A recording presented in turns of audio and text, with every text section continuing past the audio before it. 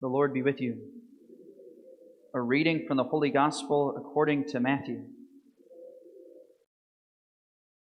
Jesus said to the crowds, "Come to me, all you who labor and are burdened, and I will give you rest. Take my yoke upon you and learn from me, for I am meek and humble of heart, and you will find rest for yourselves.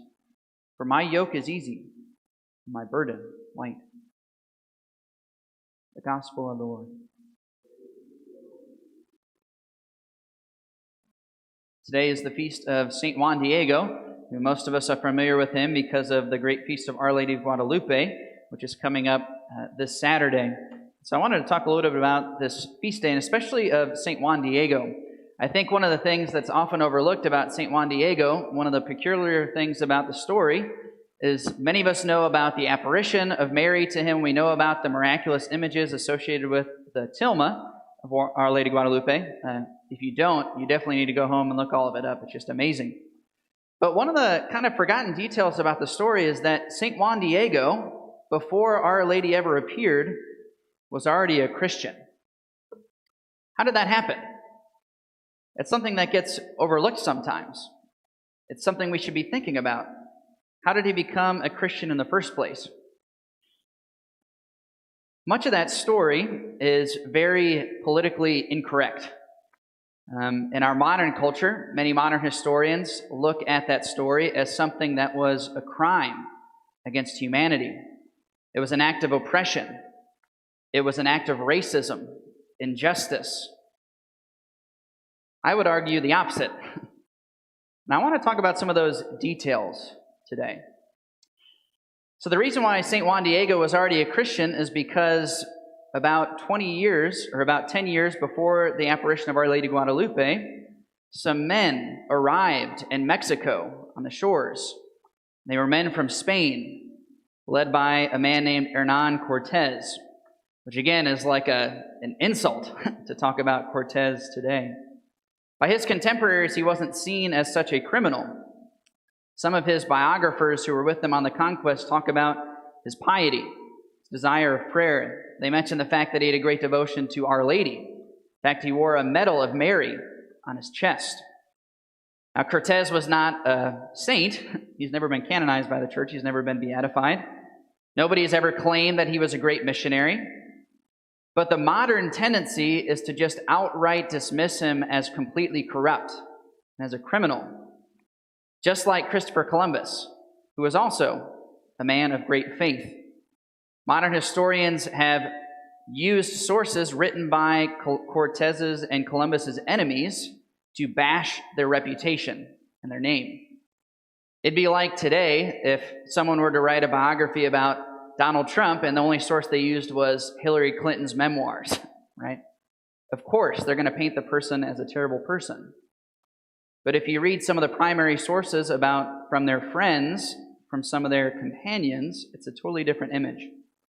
Now, I just want to bring this up because I think this is a part of the story of Our Lady Guadalupe that is extremely significant and providential and miraculous. It's one of those times in world history where you can clearly see the hand of God in what was taking place. And it was God's ability to use imperfect people. So I want to point out some of those details to you that made this whole story completely unique. First of all, the people that came to Mexico. Hernan Cortez was a Spaniard, and all of his men were Spaniards. And they came during a very unique time in Spain. Spain had just finished a 700-year war. Do you know who that war was against? It was against the Muslims.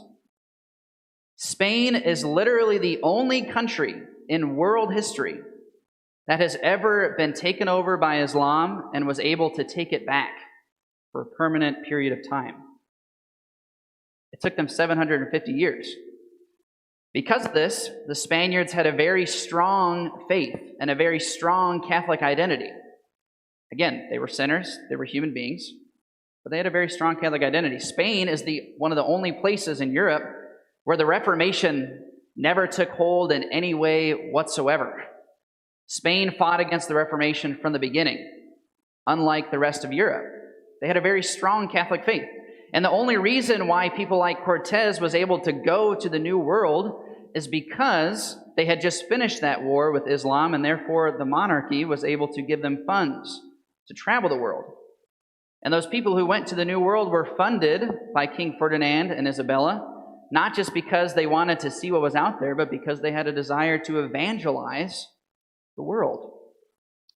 So one of the things that Columbus did when he first landed on shore was he planted a cross.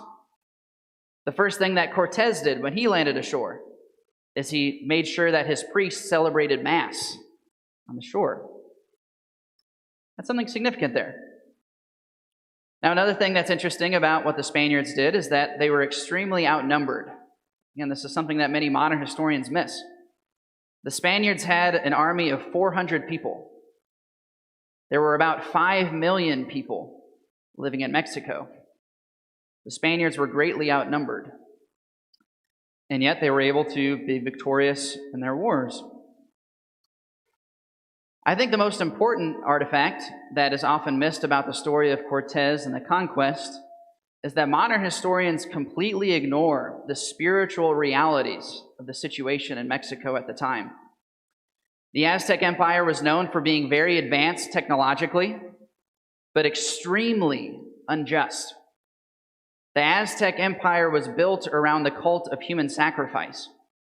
Every single village in the Aztec Empire was required to send 1,000 victims a year to be sacrificed on the altar of the pagan Aztec god. That was part of the reason why the Spaniards had so much success, because so many of the surrounding villages that they encountered, they hated the Aztec Empire because of all of the human sacrifice. Many villages were completely destroyed by the tyranny of the Aztecs. And so when Cortez and his men arrived, they truly saw themselves as liberating a people who had been living under an evil tyranny for centuries. And they were motivated by that spiritually. The Aztec Empire, the human sacrifices that they performed, it wasn't just to any old pagan god. They had two gods in particular. One was the hummingbird god, who they called the lover of hearts, the drinker of blood. Another god they sacrificed to, they called the god of the darkness. In Aztec language, it was literally worship of the devil. And the Spaniards knew that. And they entrusted their whole mission to Our Lady. Now, the last significant detail, I think this is the most interesting. When the Spaniards arrived at the Aztec Empire and they made their way into the capital city of Mexico City, they were actually welcomed peacefully by the emperor, even though the emperor had heard that they had come to take over. Why did he welcome them peacefully? He welcomed them peacefully because for centuries, even though the Aztec Empire was built around human sacrifice, there was a prophecy amongst the people that a god named Quetzalcoatl would one day come to the Aztec Empire. He had been exiled centuries earlier, but one day he would return and he would put an end to human sacrifice. And it just so happens that according to the priests of the Aztecs, they had prophesied about the day and the time. And when the Spaniards arrived, it coincided exactly with that prophecy of those Aztec priests. The reason why the emperor welcomed Cortez and his men is because he truly believed he was a god. Now again, modern historians look at that and they say, oh wow, what a coincidence. I say it's providence. Even amongst a pagan people completely unfamiliar with the story of God, with the story of his people, the Holy Spirit was able to establish a prophecy amongst them. So when we think about this story, I'm not saying that Cortez is a saint. I'm not saying we should canonize him or anything like that. But the story is so amazing. You can see God's providential hand and even his ability to use sinners, finite human beings, to bring the gospel to the whole world.